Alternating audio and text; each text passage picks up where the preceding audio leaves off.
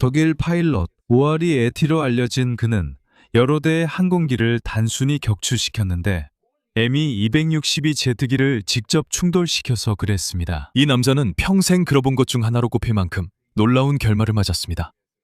그의 이야기가 궁금하다면 저희와 함께하세요.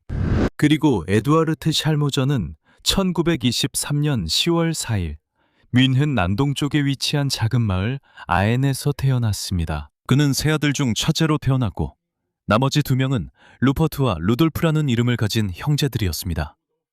이들은 에두아르트 샬모저와 요한나 샬모저 부부의 자녀들이었습니다. 그들의 아버지는 1940년 9월 18일 40세의 나이로 세상을 떠났습니다.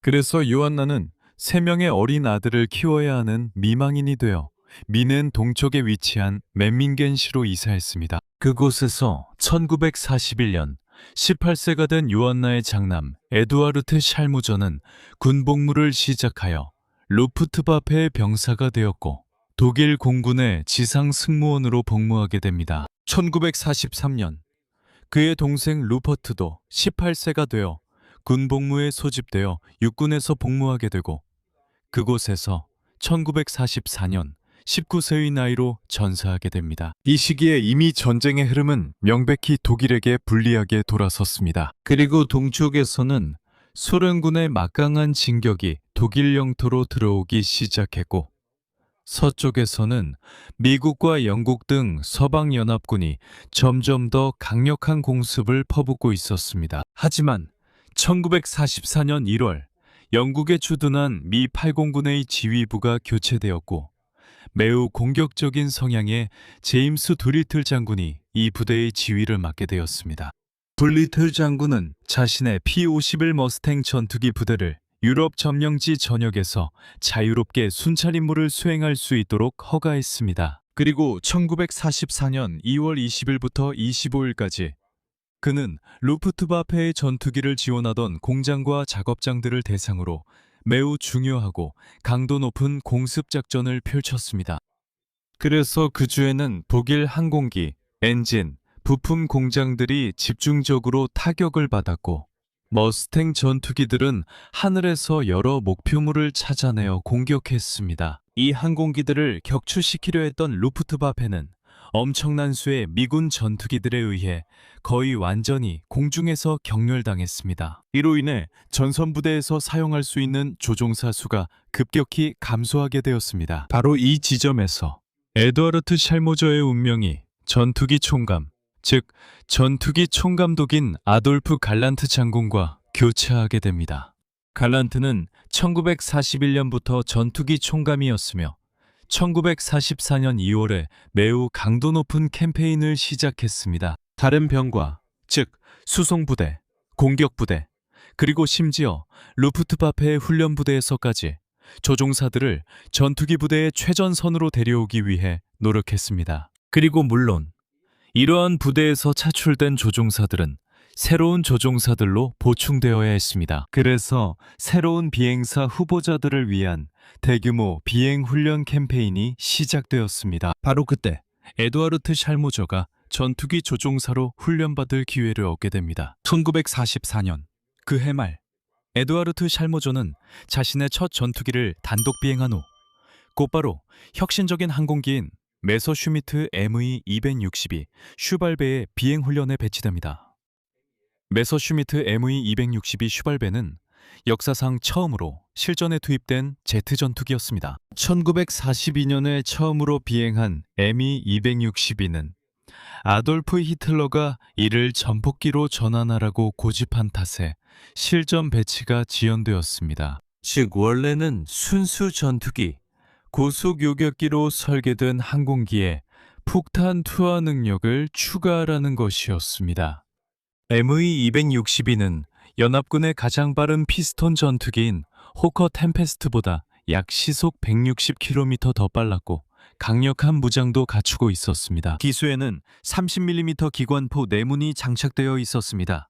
이 기관포에 단 한 발만 맞아도 미국의 B-17 같은 4발 엔진 폭격기를 격추시키기에 충분했습니다. 1944년 4월 아돌프 갈란트가 이 점에 대해 직접적으로 주장하면서 헤르만 그링 같은 루프트바페의 고위 인사들과 충돌하게 되었습니다.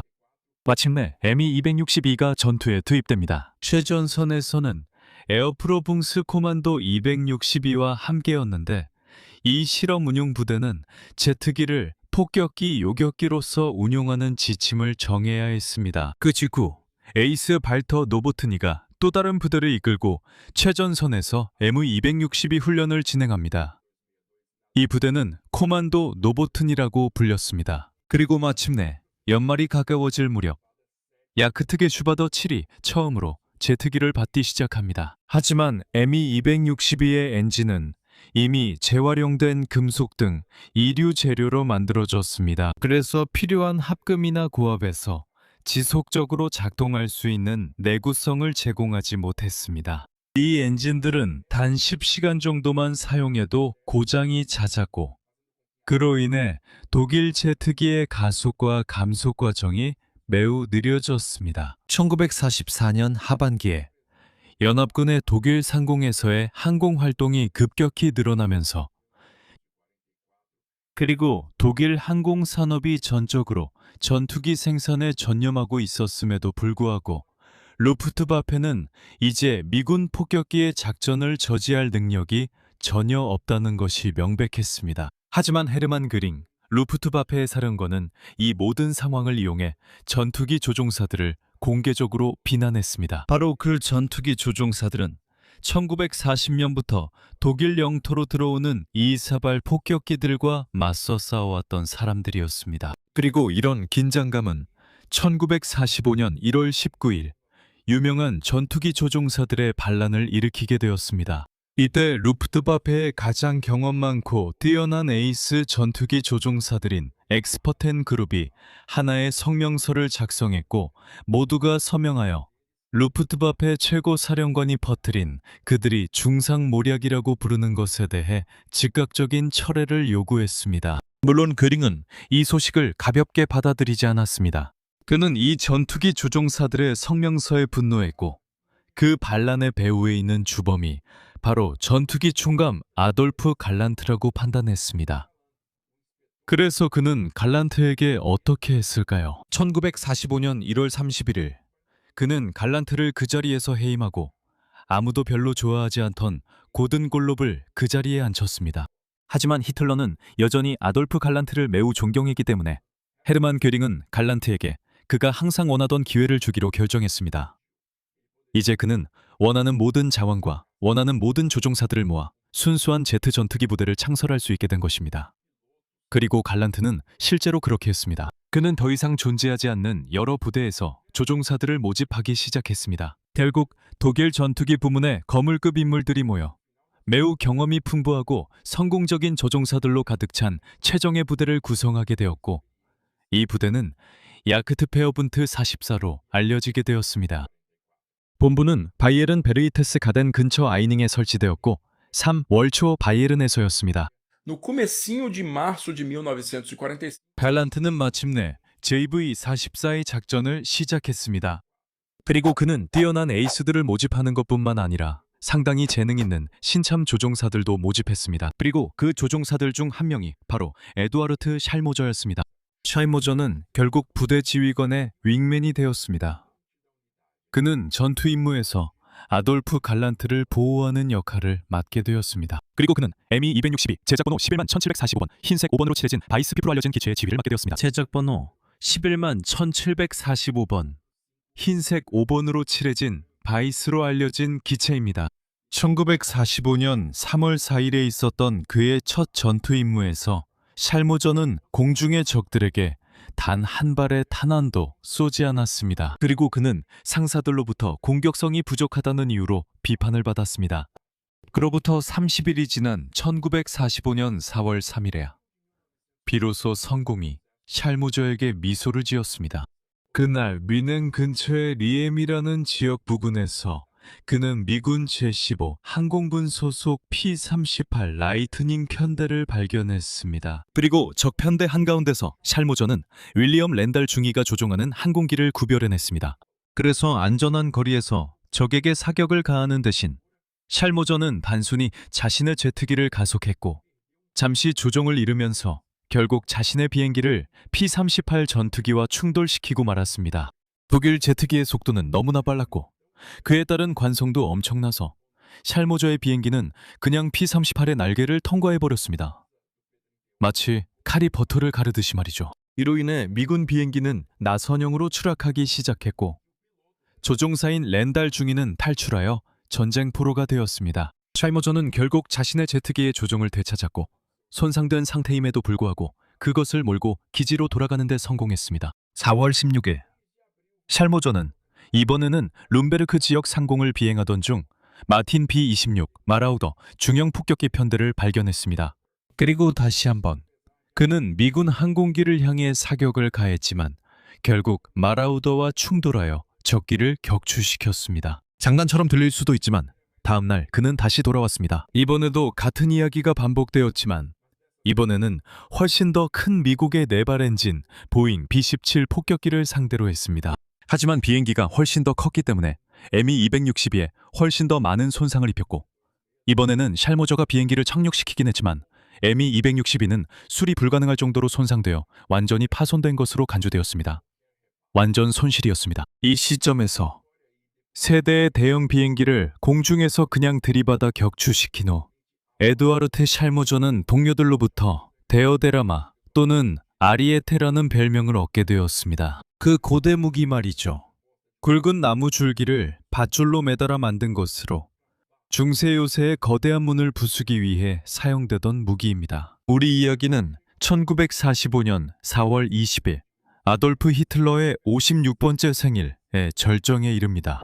그날 샬모저는 다시 한번 알라 게르마니아로서 이륙했습니다. 아돌프 갈란트의 부대에서 이번에는 자신의 고향 도시인 멘밍겐 상공을 비행하러 갔습니다. 그곳에는 미 제9공군의 B-16 마라우더 편대가 있었습니다. 미국 마라우더 폭격기들은 목표물에 폭탄을 투하한 직후 독일 제트기들의 공격을 받게 되었습니다. 갈란트는 슈바름, 즉 4대의 ME-261을 이끌고 적 편대를 향해 급강하 공격을 지휘했습니다. 그는 자신의 기관포를 쏘며 하강했고 데일 샌더스 중위의 B-26을 공중에서 산산조각내 버렸습니다.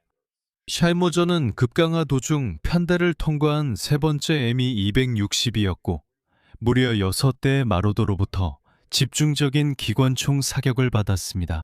편대를 통과하는 동안 놀랍게도 그는 자신의 꼬리 날개를 제임스 한센 중위의 B-26 오른쪽 엔진 프로펠러에 부딪히게 만들었습니다. 기관총 사격으로 전투기가 완전히 벌집이 된 데다 꼬리까지 완전히 잃어버려서 그의 ME-262는 통제 불능 상태로 하강하기 시작했습니다. 놀랍게도 한센 중위는 폭격기의 조종을 유지하는 데 성공했고 결국 트리어 공군기지에 착륙까지 했습니다.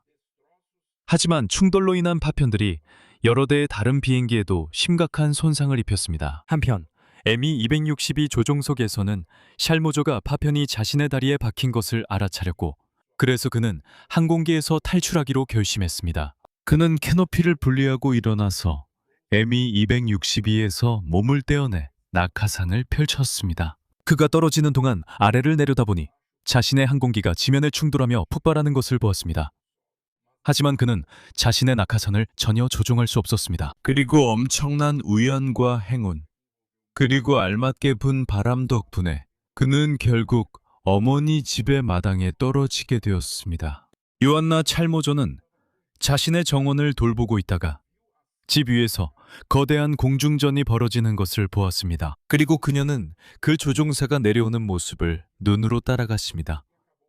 결국 그는 그녀의 마당에 떨어져 빨랫줄에 걸리게 되었습니다. 그리고 그 청년이 얼굴에서 마스크를 벗었을 때 그녀는 충격을 받으며 그가 자신의 장남이라는 것을 알아차렸습니다. 그리고 요한나는 땀에 흠뻑 젖고 피를 흘리고 있던 에두아르트 샬모저를 도왔고 그를 의자에 앉힌 뒤 병원에 전화하려 했지만 폭격으로 인해 전화선이 끊어진 것을 알게 되었습니다. 그녀는 즉시 아들의 상처에 임시로 붕대를 감아주고 그를 깨끗이 닦아준 다음 그를 위해 엄청나게 큰 팬케이크 요리를 해주었습니다. 그리고 어머니와 함께 믿기 힘들지만 편안한 오후를 보낸 후 에두아르트 샬모저는 군용 차량에 실려 근처의 루프트바페 병원으로 이송되었습니다. 그가 회복하는 동안 그의 지휘관 아돌프 갈란트도 6일 후인 4월 26일 전투에서 부상을 입었고 제이지-24의 지휘권을 하인츠 라인스베르크에게 넘겼습니다. 병원에서 퇴원해 1945년 5월 초에 전선으로 복귀했을 때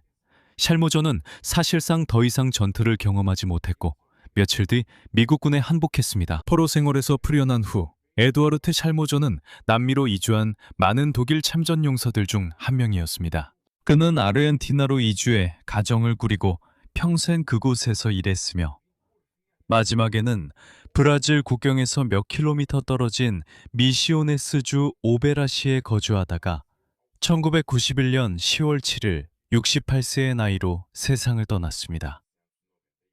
정말 놀라운 이야기죠? 자, 이제 여러분은 에두아르트 샬모저, 어머니 집 뒷마당에 추락한 독일 제트기의 충각 조종사에 대해 이미 알고 계셨나요? 댓글로 여러분의 생각을 들려주세요. 루프트바페에 대해 더 알고 싶으시면 QR코드 스캔이나 설명란 링크로 루프트바페 처음부터 마지막 날까지 강좌에 등록하세요. 그곳에서 뵙겠습니다. 이 영상이 마음에 드셨다면 친구들과 공유해주세요. 그리고 저희에게 좋아요도 눌러주시고요. 마지막으로 앞으로도 모든 소식을 놓치지 않으시려면 살라드겔라 채널 구독도 잊지 마세요. 저는 여기서 인사드리겠습니다. 다시 한번 시청해주셔서 감사드리고 살라드겔라에서 따뜻한 인사 전합니다. 감사합니다.